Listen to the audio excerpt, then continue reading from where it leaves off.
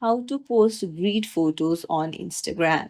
Hey everyone, welcome back to the channel. If you are new here, don't forget to hit the subscribe button and turn on the notification bell to not miss any updates. So it's really simple to post great photos on your Instagram. It's called layout.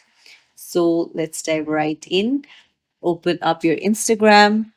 Then you need to go to your story icon in the top and then go to the camera icon, then go to layout. Now you can see a grid option, tap on change grid, and then you can choose the layout. Like you can put in 4 pictures, 2, 3, and even 6. You just need to go to your gallery and then choose the images of your choice and post the grid photo. It's as simple as that. Or if you want to, what you can do is you can also click a live picture. Like just point the camera and then click the pictures. So there you go.